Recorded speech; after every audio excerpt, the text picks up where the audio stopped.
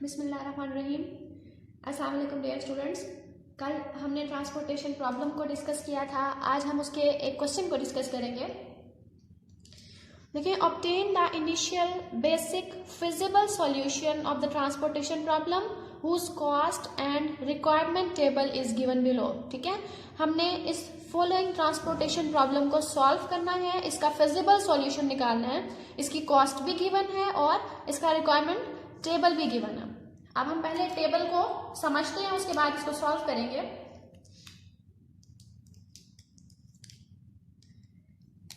देखिए, हमारे पास ये है डेस्टिनेशन 1, डेस्टिनेशन 2, डेस्टिनेशन 3। ठीक है, यहां पे हमारे पास ये है सप्लाई, ये सप्लाई 1, 2, 3 एंड 4। ठीक है, यहां पे हमारे पास होती है डिमांड और ये है हमारे पास सप्लाई। हमेशा आपको इसी तरह का टेबल मिलेगा, यहाँ पे सप्लाई होगी, यहाँ पे डिमांड होगी, ये डेस्टिनेशंस होती हैं और ये आपके पास सप्लाईज होती हैं। ठीक है, अब देखिए यहाँ पे हमारे पास S1 रो में आपके पास जो सप्लाई है वो 5 है।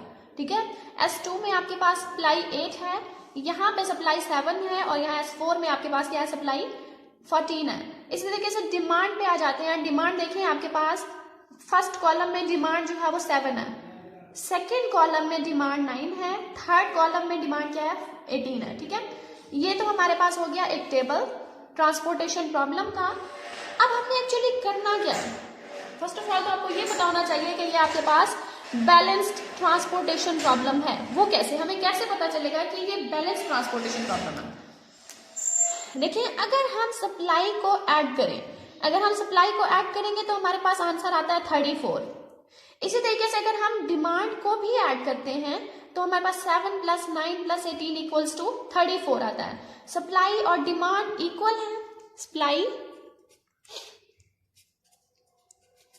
Equals to demand.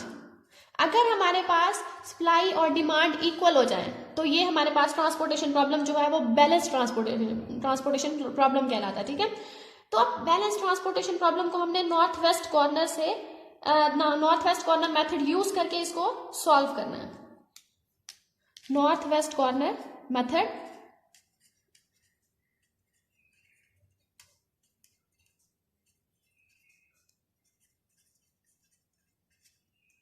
ठीक है, नॉर्थ वेस्ट कॉर्नर मेथड, उसमें हम अगेन टेबल ड्रॉ कर लेते हैं।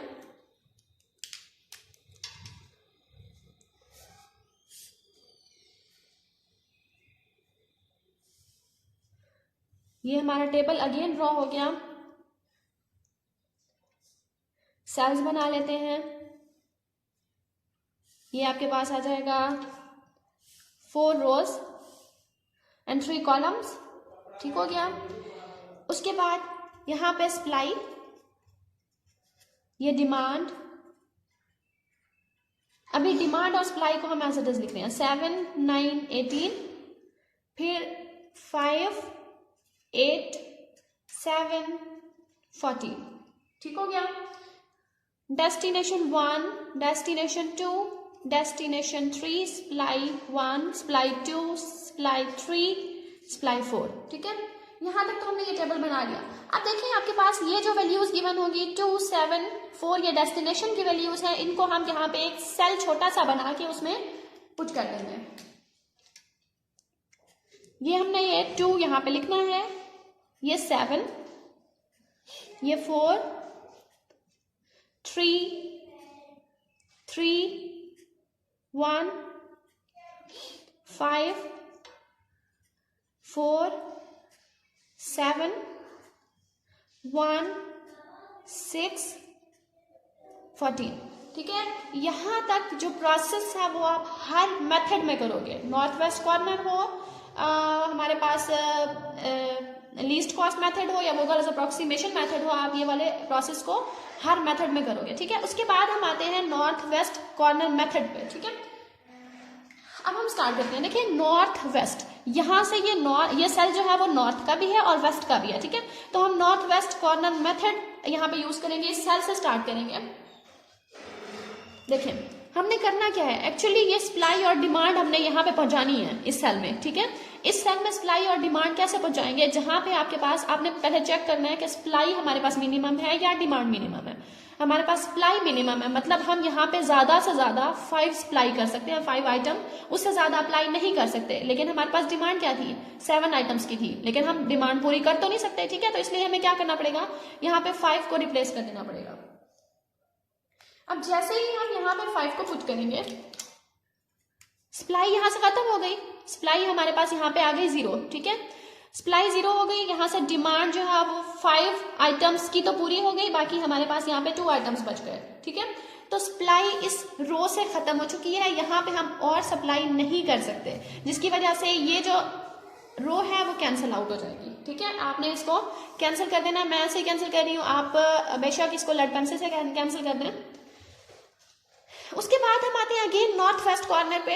आप देखिए नॉर्थ वेस्ट कौन सा बन रहा है, ये वाला सेल बन रहा है, ठीक है। इस सेल में आपने अब दोबारा से चेक करनी है कि सप्लाई मिनिमम है या फिर डिमांड मिनिमम है। सप्लाई देखिए आपके पास है यहाँ पे 8 और डिमांड जो है वो क्या है, 2 है, ठीक है। तो हमारे पास डिमांड कम है, सप्लाई ज्यादा है, तो ऑब्वियसली हमारे पास जितनी डिमांड है हम उतनी चीज जो है वो लेंगे, ज्यादा नहीं लेंगे, ठीक है। तो हम यहाँ पे 2 को ले लेते हैं, 2 आइटम्स ले लेते हैं, ये 2 यहाँ से कैंसिल आउट हो जाएगा और यहाँ पे बनेगा 6, क्योंकि यहाँ से 2 जो है वो सप्लाई हो चुका है, 2 आइटम सप्लाई हो चुके हैं, बाकी 6 आइटम्स यहाँ पे बच गए। डिमांड हमारे पास इस कॉलम में खत्म हो चुकी है, तो हमने इसको कैंसिल आउट कर दिया, ठीक हो गया। अब ये कॉलम कैंसिल आउट, इसमें हम लोग अगेन कुछ भी नहीं ले सकते, डिमांड नहीं है हमारे पास। उसके बाद हम आते हैं अगेन नॉर्थ वेस्ट कॉर्नर पे, ये है आपके पास नॉर्थ वेस्ट सेल। अब ठीक है, तो अब इस सेल में चेक करें आपके पास सप्लाई कितनी हो सकती है और डिमांड कितनी पॉसिबल, ठीक है। डिमांड हमारे पास है इसमें 9 और सप्लाई कितनी पॉसिबल है 6 आइटम्स की। तो सप्लाई जो है वो हम कम कर सकते हैं, डिमांड ज्यादा है, तो हम सप्लाई जो मिनिमम चीज होती है उसी को हम यहाँ पे रिप्लेस करते हैं। ये आपके पास 6 है, 6 यहाँ पे रिप्लेस कर दें, ये आपके पास आ जाएगा 0 और यहाँ से ये चीज आ जाएगी आपके पास 3, ठीक है। 9 - 6 = 3। अब देखिए आपके पास सप्लाई यहाँ से इस रो से खत्म हो चुकी है, तो हम यहाँ पे मजीद सप्लाई नहीं कर सकते, तो ये कैंसिल आउट, ठीक है। उसके बाद आप अगेन नॉर्थ वेस्ट सेल पे आ जाएं, ये आपके पास नॉर्थ वेस्ट सेल बनता है। अब हम यहाँ पे आएंगे, यहाँ पे आने के बाद यहाँ पे चेक करें आपके पास डिमांड ज्यादा है या सप्लाई ज्यादा है। हमारे पास डिमांड यहाँ पे मिनिमम है और सप्लाई जो है वो मैक्सिमम है। 3 डिमांड जो है वो हम 3 यहाँ पे रिप्लेस कर देंगे, यहाँ से 0 हो जाएगा और ये आपके पास बन जाएगा 4। 7 - 3 4, ठीक है। तो अब सप्लाई डिमांड यहाँ से खत्म हो चुकी है, इसको आप कर दें कैंसिल। अब हम अगेन नॉर्थ वेस्ट कॉर्नर पे आ जाएंगे, ये आपके पास है नॉर्थ वेस्ट सेल। इसके बाद आप यहाँ पे मूव करोगे, मूव करेंगे तो हमारे पास यहाँ पे देखिए सप्लाई जो है वो पॉसिबल कितनी है 4, लेकिन हमारी डिमांड कितनी है 18। सप्लाई ऑब्वियसली हम 4 कर सकते हैं, तो हम यहाँ पे सिर्फ 4 सप्लाई करेंगे और ये 14 आ जाएगा और यहाँ से ये आपके पास सप्लाई जो है वो 0 हो जाएगी और ये रो भी कैंसिल आउट। बाकी हमारे पास ये एक सेल बच गया, तो हम यहाँ पे देखें डिमांड और सप्लाई, जब हम डिमांड और सप्लाई यहाँ पे देंगे दोनों इक्वल हैं, तो ये आपके पास ट्रांसपोर्टेशन प्रॉब्लम जो है वो बैलेंस होगी। इस तरह से आपने इसको सॉल्व करना है। उसके बाद हम आते हैं मिनिमम ट्रांसपोर्टेशन कॉस्ट पे। अब हम देखते हैं कि हमारी कॉस्ट कितनी है इस पूरे प्रोसेस को चलाने में। Minimum transportation cost,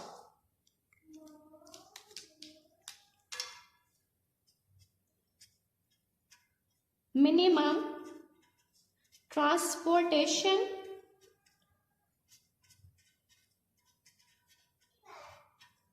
cost is,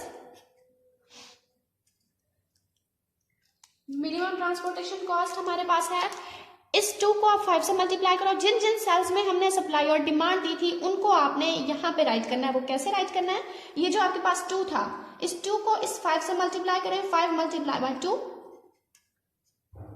फिर बीच में प्लस का साइन। अब आप नीचे आ जाएं, यहाँ पे 2 × 3, फिर बीच में प्लस का साइन। उसके बाद आपके पास ये आ रहा है 6। जो सेल्स आपके पास खाली थे उनको आपने नहीं लिखना, ठीक है। जहां जहां पे हमने सप्लाई और डिमांड दी थी सिर्फ उनको आपने डेस्टिनेशन से मल्टीप्लाई करके बीच में प्लस का साइन ऐड करते जाना। फिर हमारे पास आएगा 6 + 3, 6 × 3, फिर प्लस 3 × 4, मल्टीप्लाई बाय 7, फिर बीच में प्लस का साइन आएगा और 14 मल्टीप्लाई बाय 14। ठीक है, अब इसको सॉल्व करें, सॉल्व करने से आपके पास आंसर आएगा इसका 270। मिनिमम ट्रांसपोर्टेशन कॉस्ट क्या आई है हमारे पास 270। इस तरह से बच्चों आप लोगों ने इस क्वेश्चन को सॉल्व करना है। इस तरह के मैं आपको क्वेश्चंस काफी सारे दूंगी, एक दो और दूंगी, आपने उनको सॉल्व करना है। ठीक है, जहां में प्रॉब्लम होगी आप लोग मुझसे पूछेंगे। ओके बेटा, अल्लाह हाफिज़।